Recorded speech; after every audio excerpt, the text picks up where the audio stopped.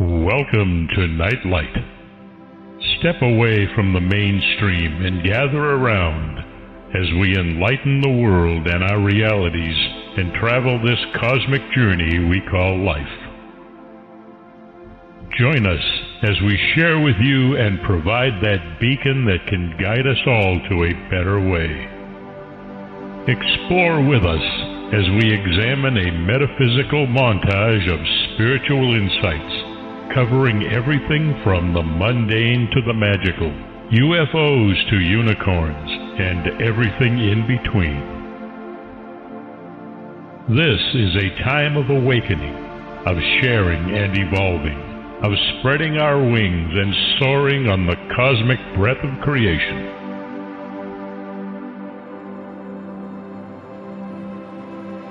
Come and join with other light-minded spirits as we weave our lights together to seek understanding, enlightenment, and, with a little luck, some wisdom. This is Nightlight, a reminder that you are never alone.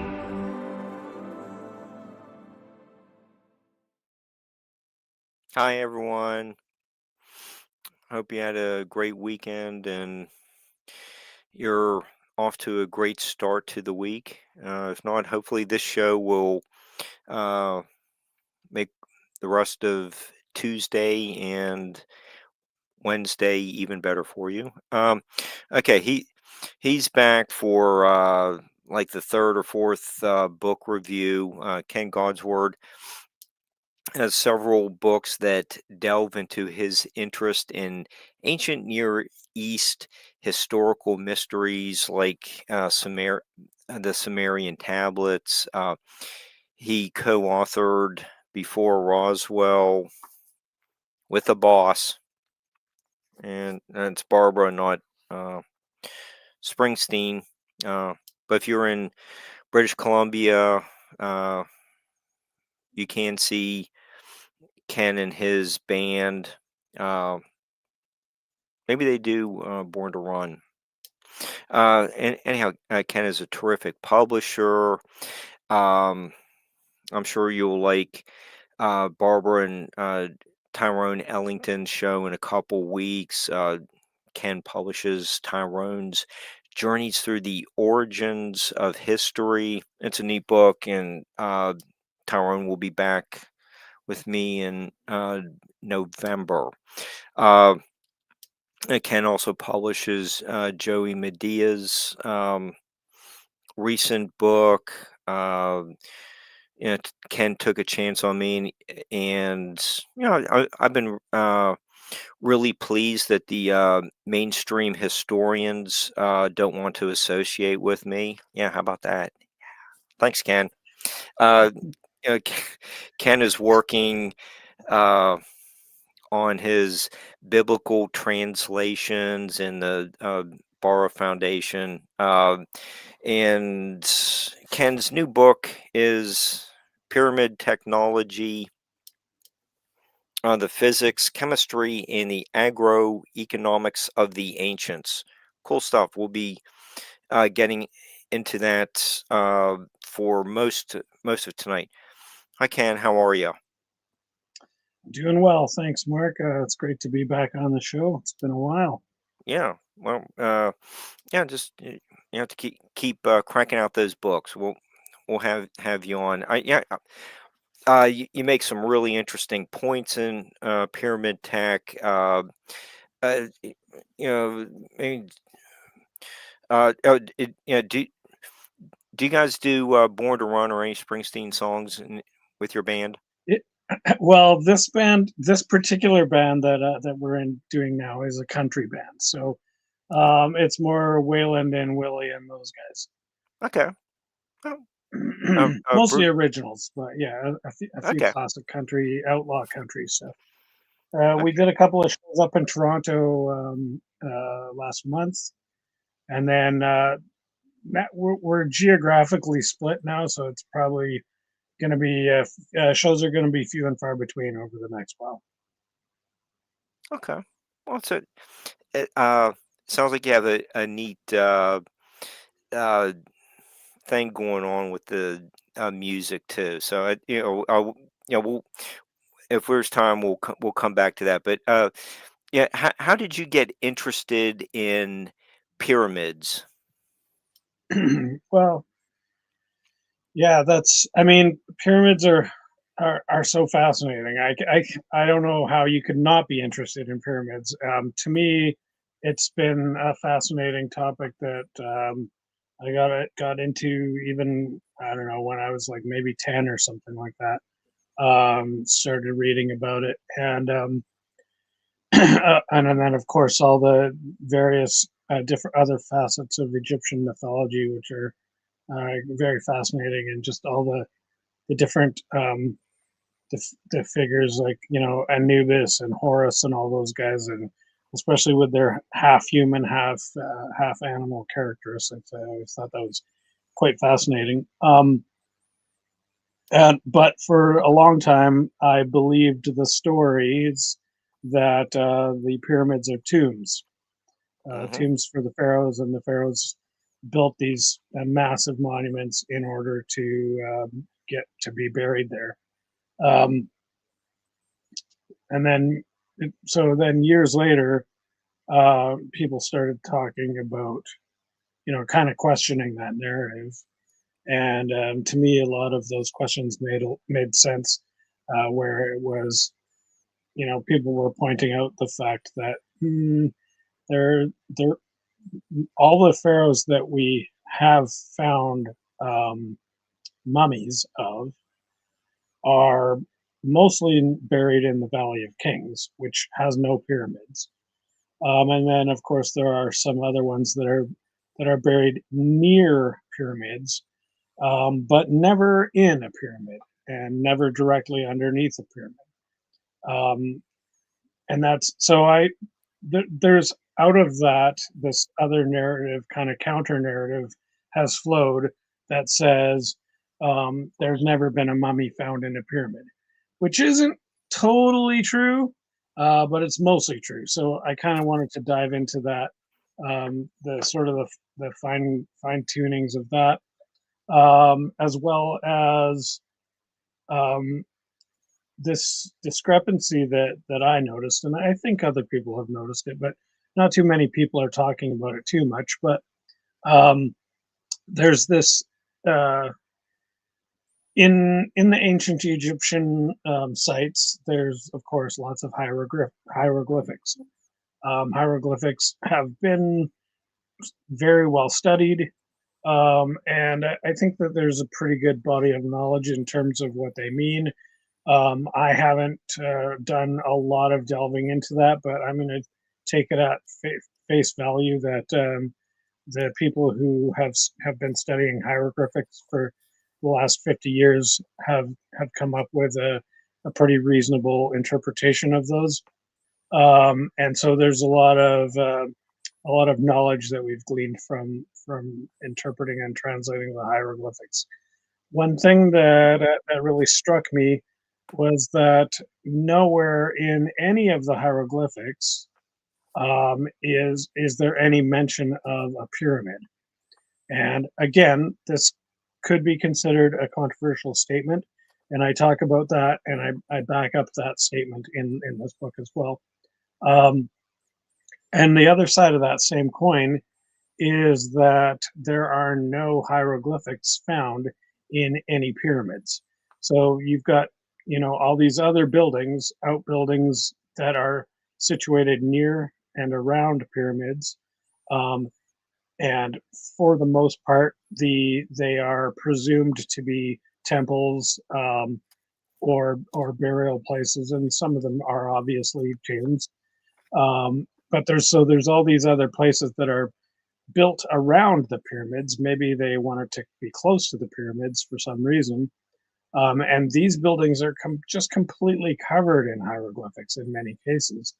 Um, but inside a pyramid, or even on a pyramid, there has never been a single hieroglyphic found, other than one exception, which I talk about in the book, which is probably a fraud or forgery, or at at best case, was put in at a later date. So some not the builders of the pyramids, but somebody in the area later on, a couple hundred years later, maybe. Although there's definitely some dubious some questions that have to be raised around that story as well. So that's another part of it that I look in the book. Yeah, and you also talk about you get the granite sarcophagus in the king's chamber is verifiably and objectively larger than the entrance passage. So right. This drawing suggests it was installed while the chamber was still open to the sky, and the rest of the pyramid was built around it. So, yeah, it's weird. Yeah, like yes.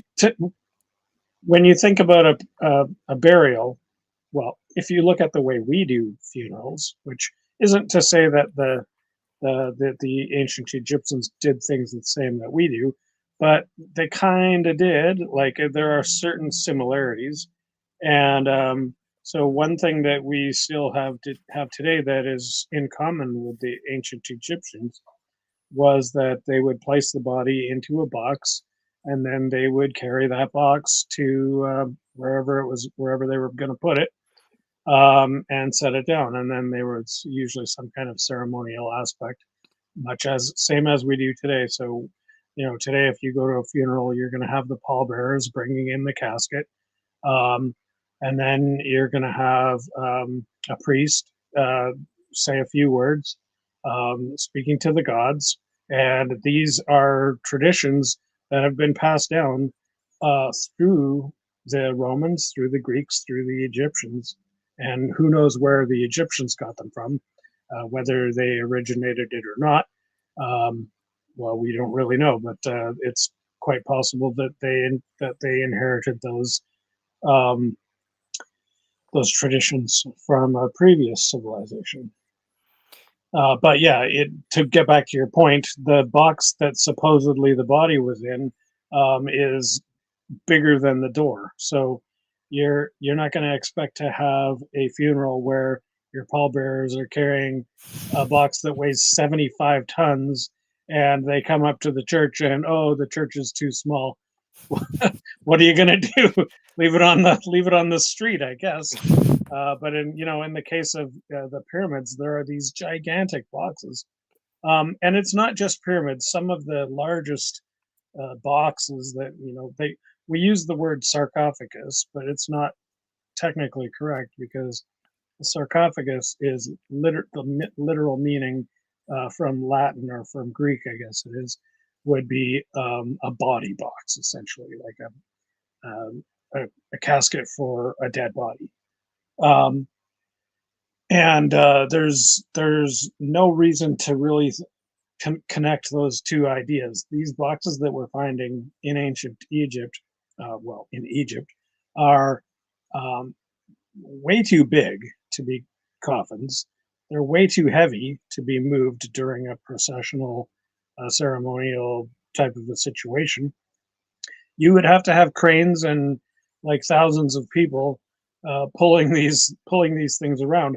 That does not make for a good funeral. Do you really want to have your foreman yelling at his work crew when you're trying to have a ceremonial moment to remember your king? I don't think so. No. Yeah, so the whole story just doesn't add up, and there's a lot of other people who've put a lot of time and energy into proving that as well. So I'm not trying to recreate the wheel on that, but it's certainly part of the story that's interesting. Okay, and you've also been to gone on vacation to Mexico City. You've seen the right. pyramids I was there. I was at Chichen Itza, which is in the Yucatan Peninsula on the Gulf of Mexico side. Fascinating site. Unfortunately, they have everything pretty much taped off with not like police tape, but like a cordon kind of a thing, similar to if you were at a museum, which is understandable. They don't want yeah, if when we touch stone, there's a bit of chemical transfer, and the components within our sweat is honestly, it's not that good for the preservation of stone. And so you can see other monuments like elsewhere in the world, like perhaps Stonehenge, or even in some of the Roman and Greek cities where they have, a lot of statuary, and those statuary, those stone elements are noticeably worn. Like, I mean, it's still going to take a million years for them to get damaged too badly, but I get the fact that okay, we're trying to preserve it. Unfortunately, it's hard because you can't really get a sense of what these things are without getting a little bit up close. And especially at Chichen Itza, um, there's the main pyramid, which is just massive, um, and it kind of just mind-boggling. But then at the base of it, or right kind of next door to it, there's a place that seems like more like a temple, or I don't know exactly what it was intended for, but it has all these pillars on it, and the pillars are like really there's a lot of carvings. Like each one of these pillars has all these different carvings on it. Like they kind of look a little bit like a totem pole sort of a deal. So I suspect that it's probably a way of telling a story. Um, but again, you can't really get up close to even to take a picture of it. So it's that part I found was quite unfortunate because I was looking forward to getting a closer look at those. Okay, as we kind of start making our way and looking at the evidence that maybe the pyramids in Egypt were not um, burial places. You know, do you uh, maybe we can get in Sure. towards the end of the show. It was the places, the pyramids in the Yucatan serving the same kind of function. So, Right. Okay. y- Let's get into that. So uh, I think, sorry, did you what's have? the evidence that we're looking at something other than a burial place? Yeah. Okay. So a lot of people have been thinking along these lines for a long time. So like going back at least as far as the mid '60s, people have been looking at the pyramids and going, okay, well, if it's not a burial site, what is it? And so amazing. Now, this kind of is amazing, but you can actually go to Egypt and go inside these pyramids. So in Mexico, you're not allowed to touch them, but in Egypt, you can literally go right inside the pyramids. So I have not had the opportunity to do that yet, mostly because those flights are long. um, but yeah, it's kind of on my bucket list and something I would love to do. Um, but a lot of other people have already done that work. And honestly, there's tons of video footage on YouTube of from independent researchers who are just going in, taking their cameras, and basically we can go along for the ride. And so there's some fascinating things to see inside a lot of these pyramids. Um, and so this has been sort of the case for like 50 years, where people were able to take it upon themselves to go and check these places out. So back the original people who discovered the pyramids in Egypt were typically French, German, British, and American archaeologists. Well, they made up archaeology. The archaeology didn't exist. they were basically historians, and then they started getting interested in this more ancient history, and that's where the whole branch of archaeology came from, was from these early guys' kind of ideas. But they were very, very much attached to this idea of the burial chambers. And so they would propose, you see the Great Pyramid of Giza has these gigantic rooms inside of it, and so these early explorers would they were the first people writing about these structures to a European and American audience, and so for the rest of us, basically, we're spoon-fed their ideas. So when we see a picture of the Great Pyramid of Giza, inevitably those chambers are going to be labeled the King's Chamber, the Queen's Chamber, and things like that.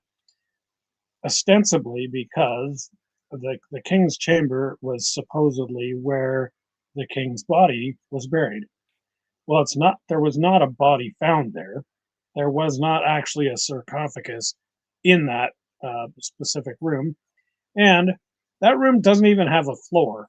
It's literally this stupidly angled space. It's not a room. It's a space inside a gigantic solid structure made of stone, and it's a space. It's a large space, and it has certain very distinct features. Some of these very distinct features appear in a lot of the other pyramids, and one of the features that it does not have is a floor. There's no actual flat surface that you can stand on.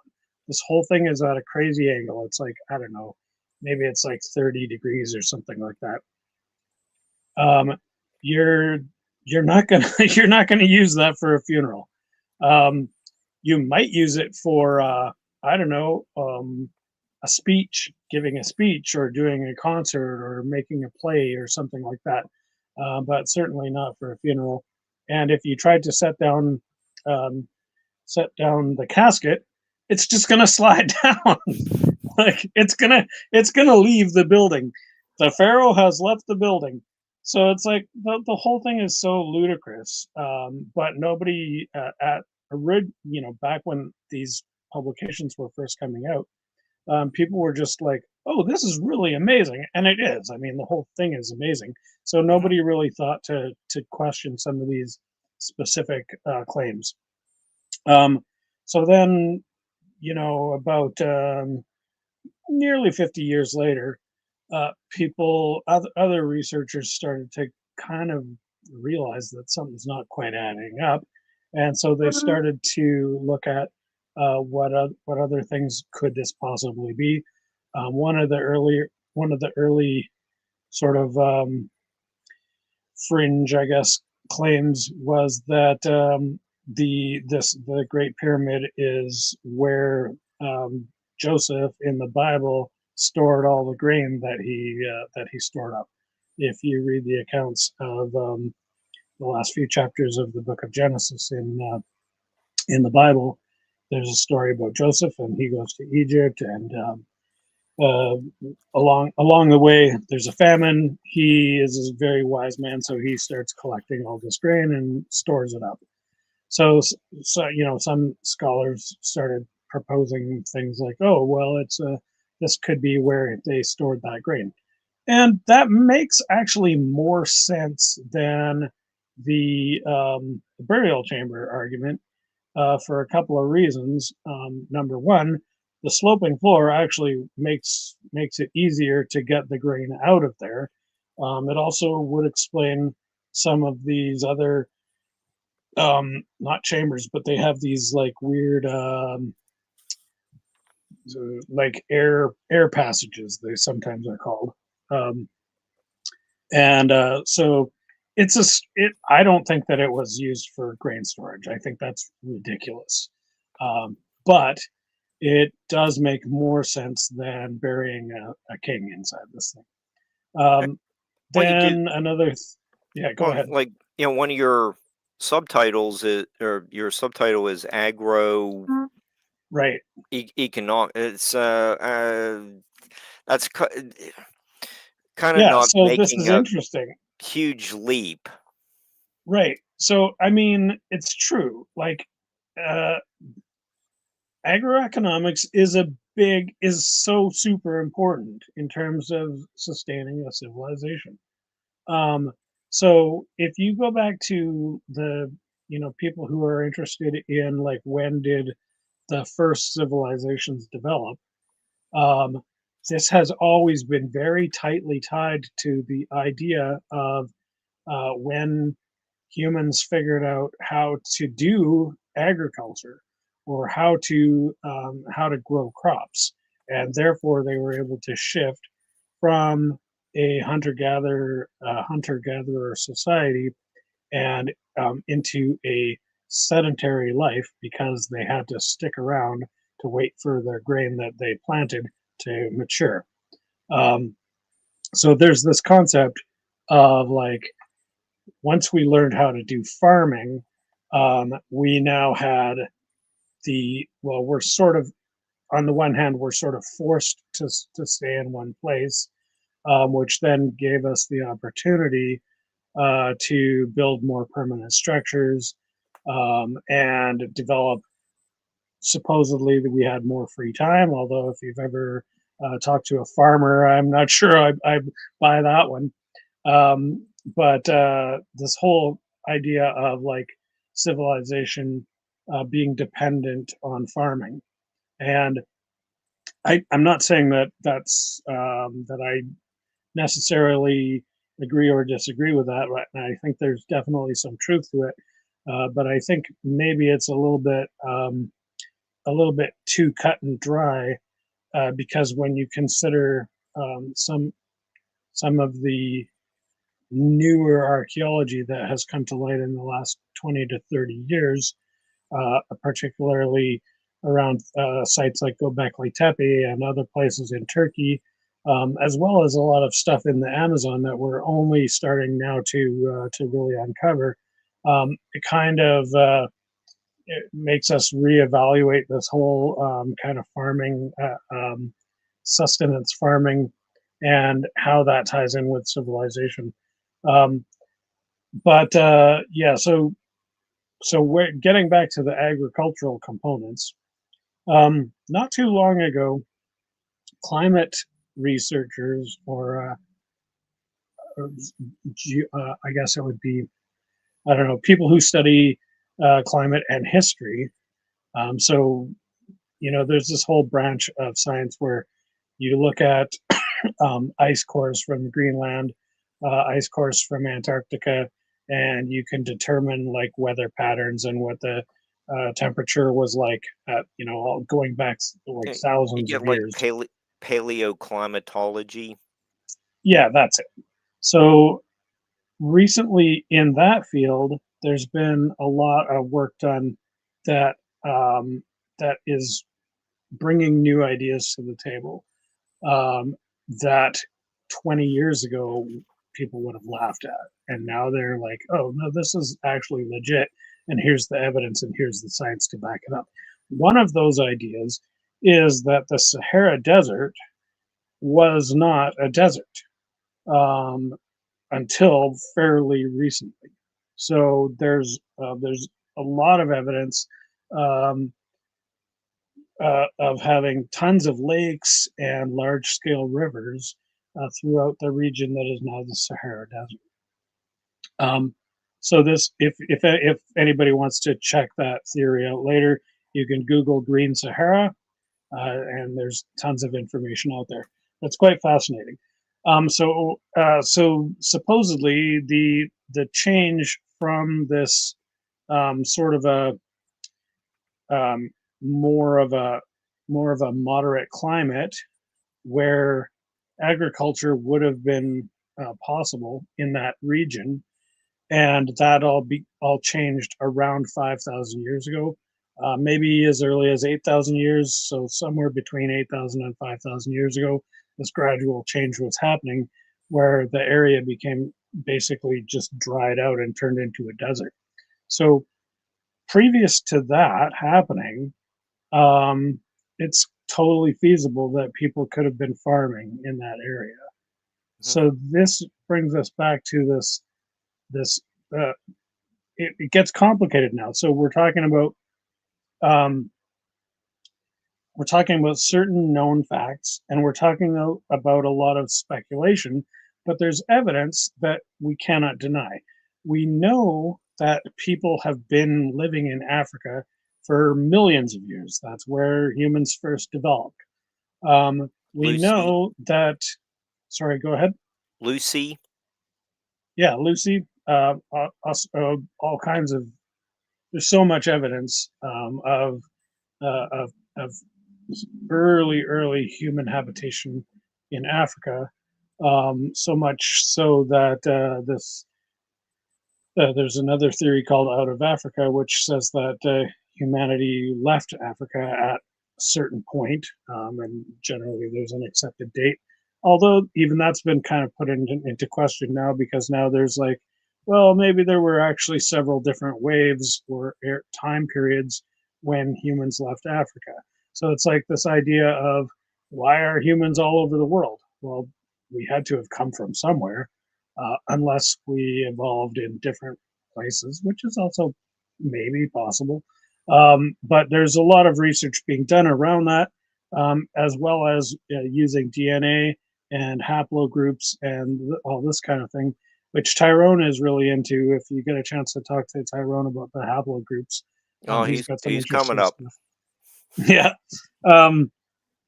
So there's like all of these ideas are kind of coming together, where it's like, okay, well, we know now from sites like Göbekli Tepe that people were doing stuff 12,000 years ago that we didn't think was possible until, the Sumerians. We used to think that Sumer invented everything.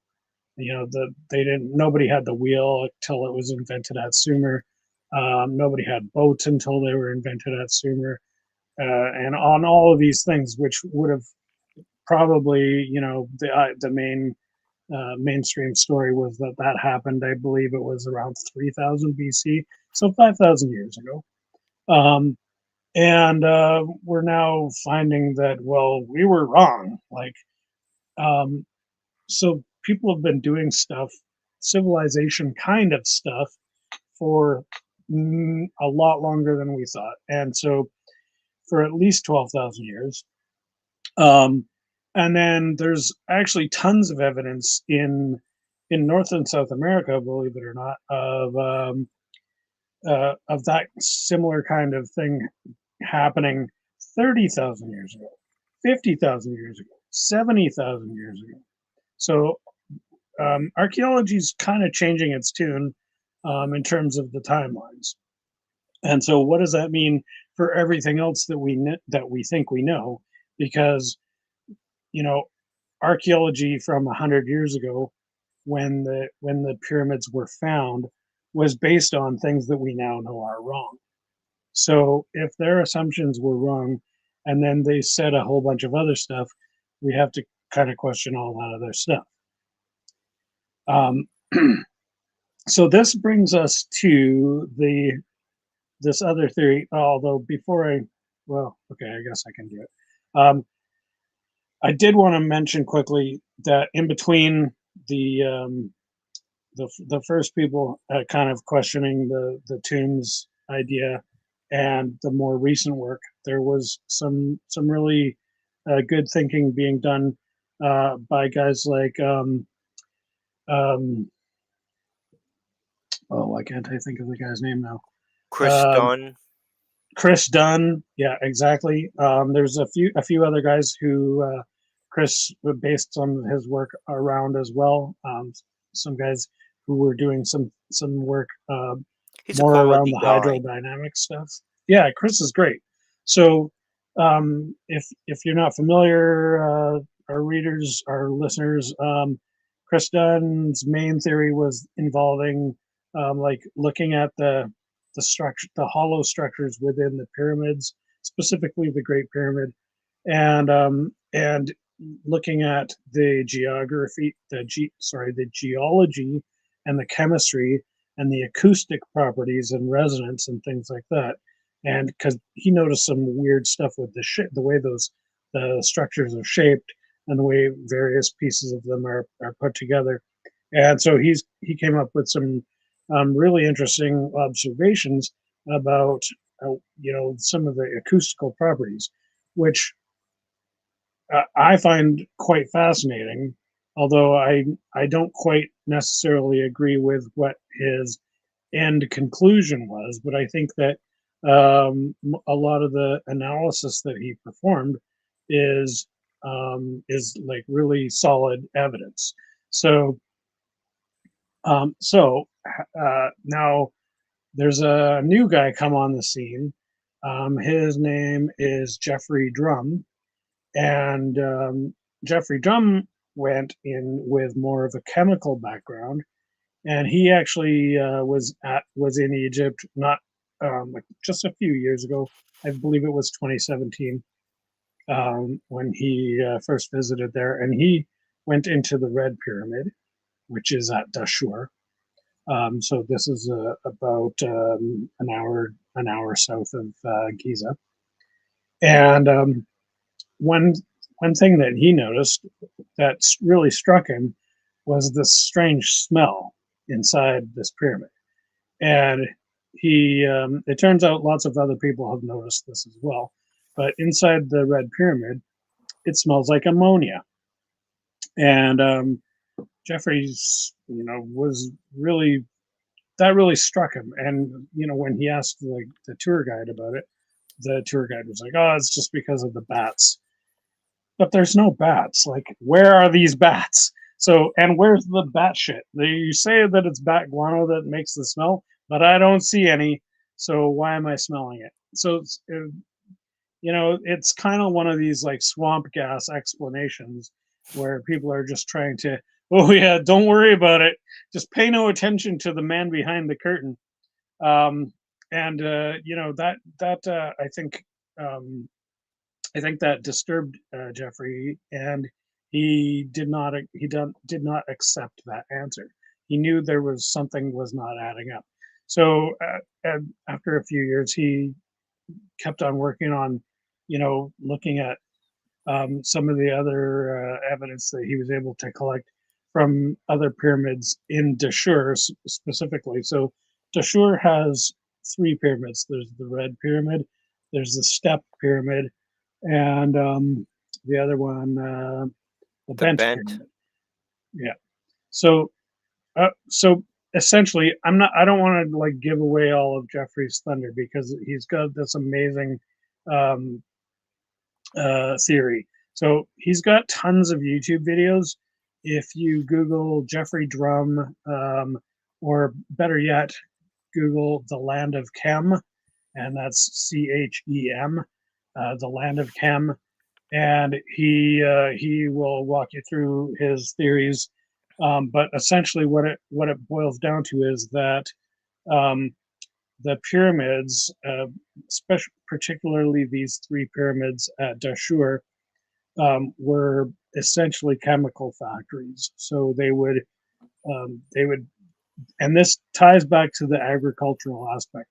So what they would do is, remember back 8,000 years ago or 5,000 maybe, they had farming in Egypt, like a lot of it, because it was rainy. And so they would take cow manure and they would shovel it down into this, into like a holding tank.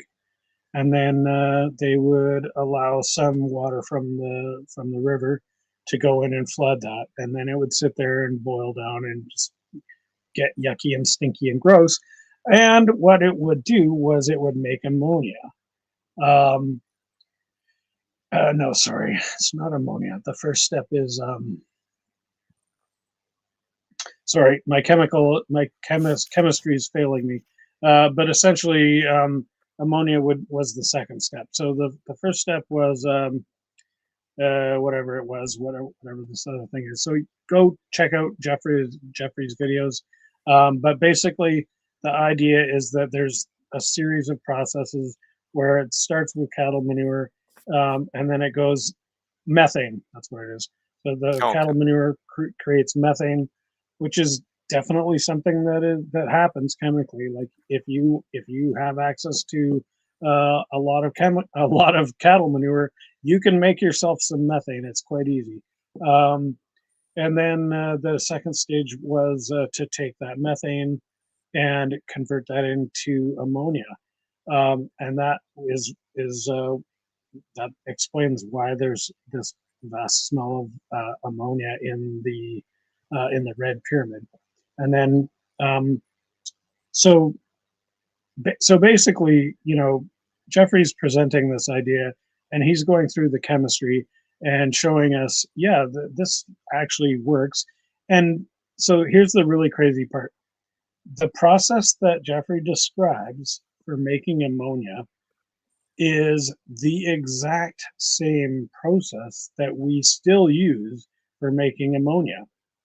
Of course, we do it in steel tanks, and they were doing it in these large rooms inside a huge stone block.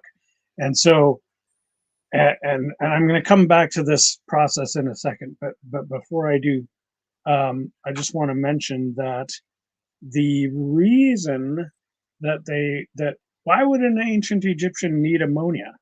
Why would they even want it? How do they even know about it? Well, it turns out that the reason they would want it is the same reason that we want it today, because right now we generate a lot of ammonia. And there's a primary reason for that, and that is to make fertilizer. So again, it comes back to the economics of agriculture. If you already have a field full of grass and cows that are eating that grass and pooping for you, you can now make that poop into ammonia and put that, make that into fertilizer, put that fertilizer back out on your field, and you're going to have twice as much grass for next year's cows. So this whole thing is a very highly profitable economic generator.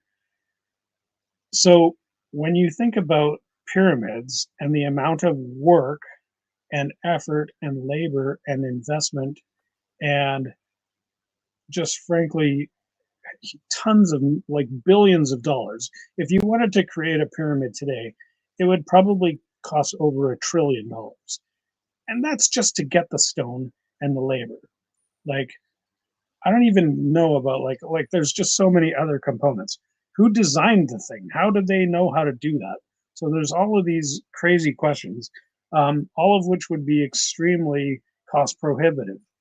Why in the world would anybody go to all that trouble? Because it's going to make you billions of dollars, because you're going to put that fertilizer back onto your fields.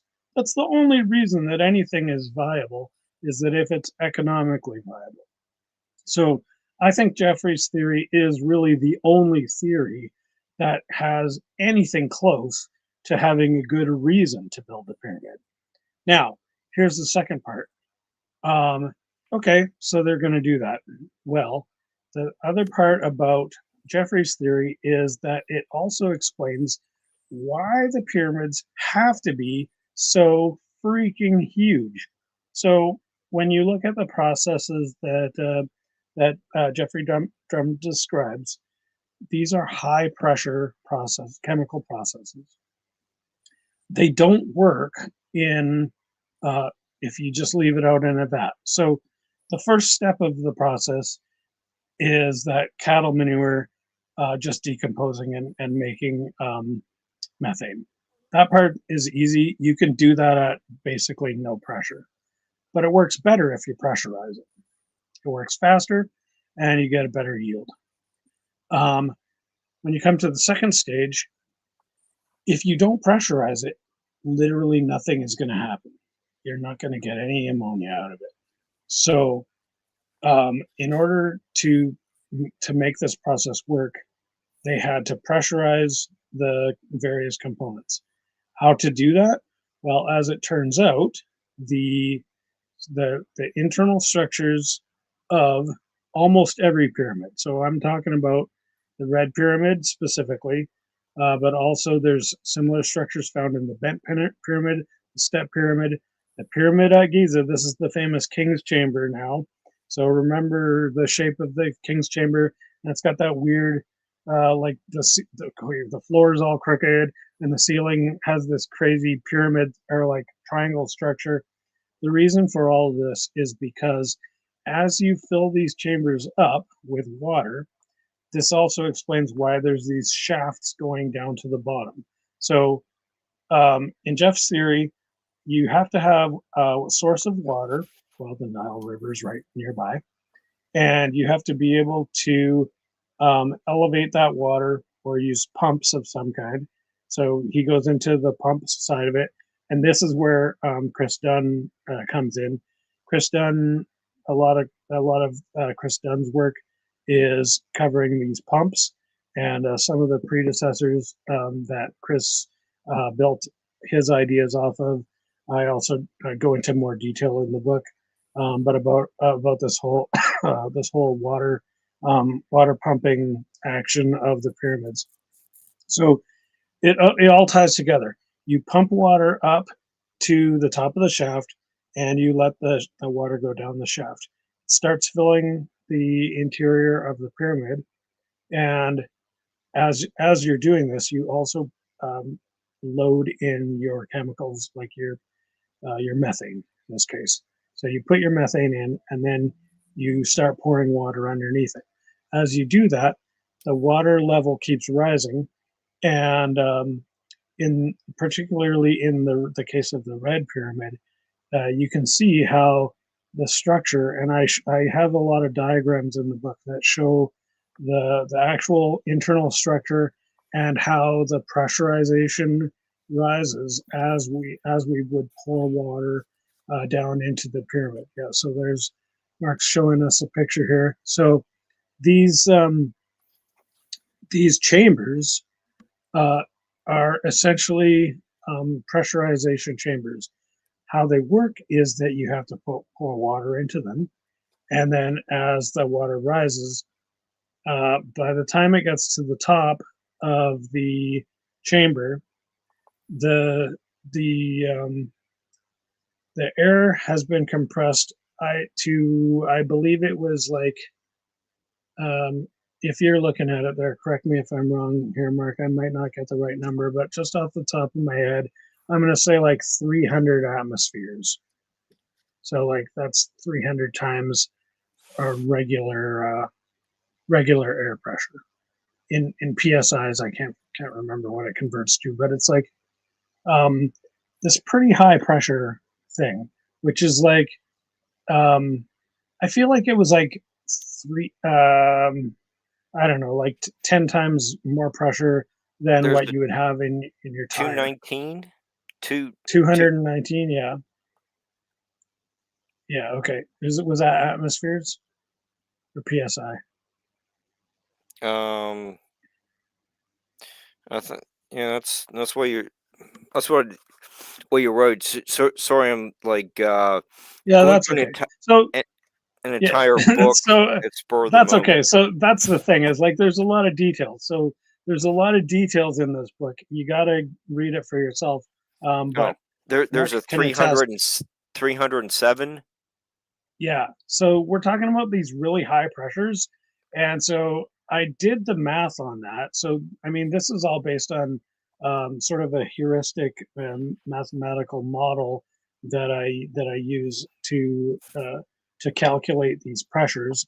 I'm not just guessing. I'm not just pulling these numbers out of my butt. These are based on the actual dimensions of these chambers as measured by people who've been there. So so I calculated all these pressures, and then I thought, well, gee, that's a lot of pressure. Like, how could you have that much pressure in an ancient stone building? Well, this is ultimately the real question. how can you have so much high pressure in an ancient stone building?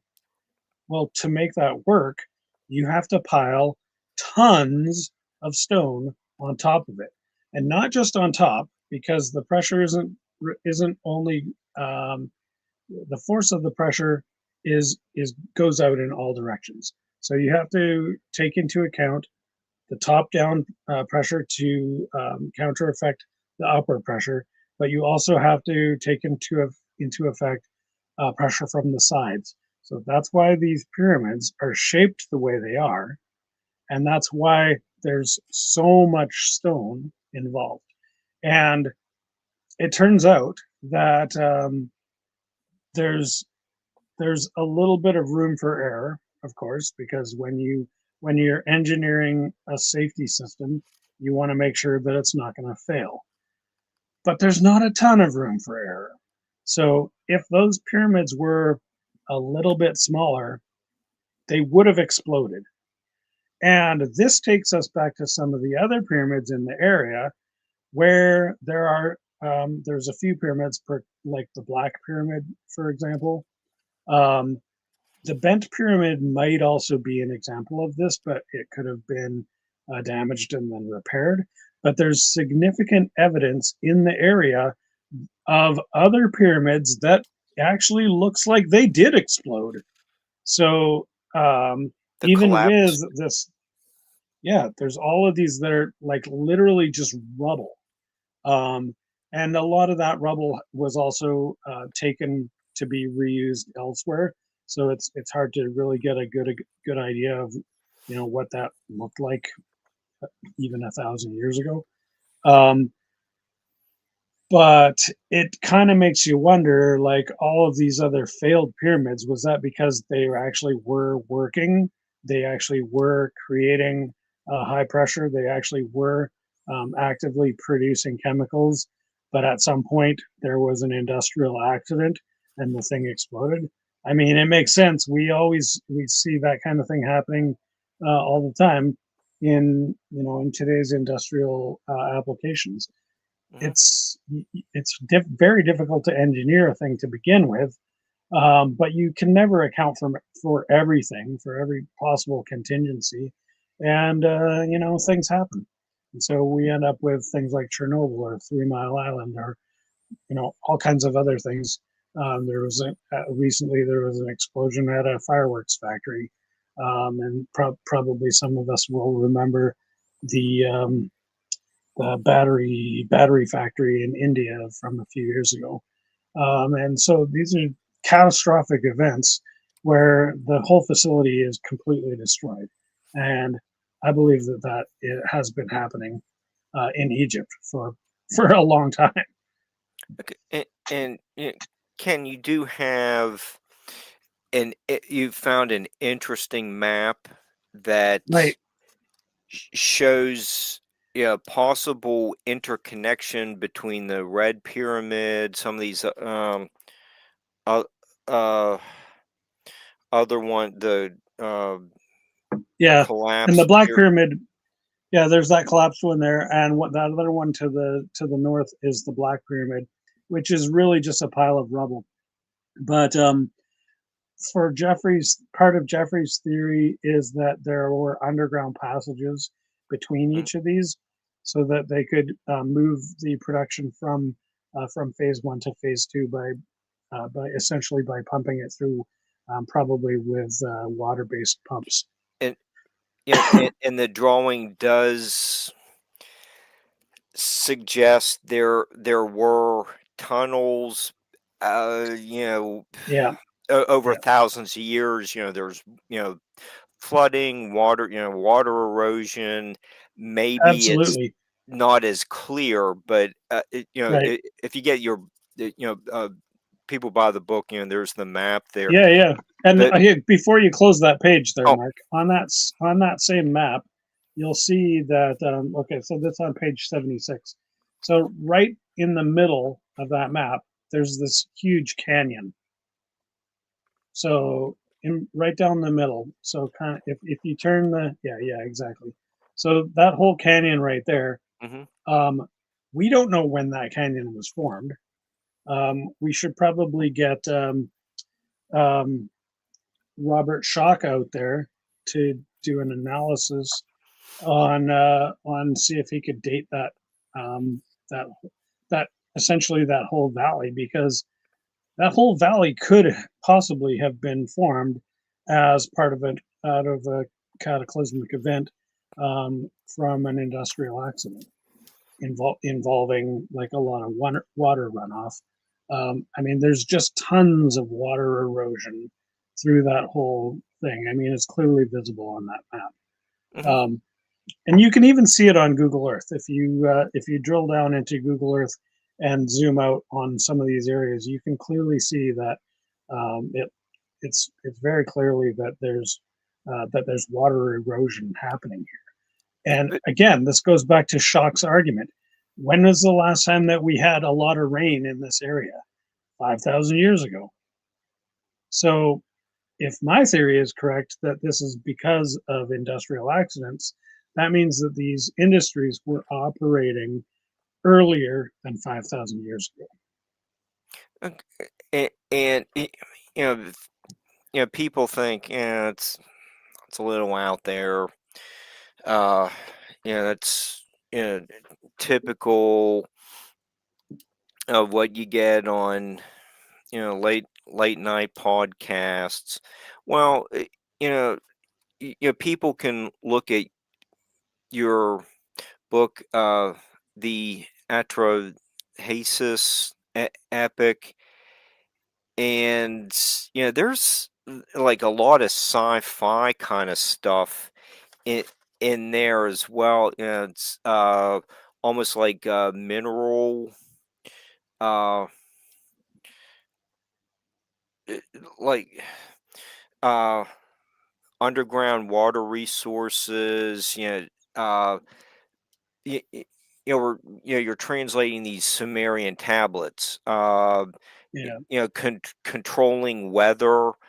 It's kind of become a popular topic now. Yeah, so for me, that all comes back down to this agricultural thing. In the Atrahasis epic, the reason that they're creating these canals is so that they can irrigate their crops. And the reason that we don't have any evidence of that happening is because the whole place cataclysmically flooded 8,000 years ago, when the dam, Enki's dam, which the Atrahasis epic refers to as the bar, which bars the sea. Yeah. And so when that thing broke, the entire Persian Gulf was flooded with water. Before that, there was no Persian Gulf. There was the Euphrates River Valley. The Tigro, it would have been the Tigro-Euphrates, because they joined up at some point in that valley. But the geographically, you can still see the where that picture is on that Mark was just showing us. You can see exactly where they would have built the dam. There's two good places for it right there. And to the south of that big dam is where the topography suddenly shifts, and there's a very tight valley, and then it suddenly drops off 200 feet plummets down into the depths of that body of water there, and the Gulf of, which I forget what it's called, but yeah, so like there's all this evidence that if you know where to look, all of these things are telling the same story. Yeah, and you do have they're spitting on the clay. This is an understanding thousands of years ago of minerals, whether it's clay making ammonia, some of the other stuff that's being made at the pyramid factories. The methane. They had an understanding of the chemicals that routinely found under the kitchen sink. Right. Hey, you know what? I hadn't even thought of that with the spitting as in terms of the chemistry thing. That's why I'm a highly paid podcaster. Exactly. Yeah, Ken, you have band practice starting in like a minute. I don't want to hold you up. Going over Ring of Fire. But how do people get a hold of you? Your websites and stuff, and we'll wrap it up there. Sounds great. So you can go to dimensionfold.com. That's my main thing. There's links there to all of my other stuff, and I'm also on Amazon. All my books are on Amazon, so you can just Google me, Ken Goudsward Books, or Google Pyramid Tech, and you'll find me. All right. Well, thanks so much, Ken. We'll have to keep talking about ancient history, and got to Tyrone coming up, so that, he'll be extending the conversation. Barbara just is going to be talking with Scotty Roberts. Over the next few months. They had a great talk last week, so these. Topics will be reviewed as Barbara and I keep doing the programming, so audience loves this kind of stuff, and we do too. So thanks again, Ken, and we'll see everyone sometime soon.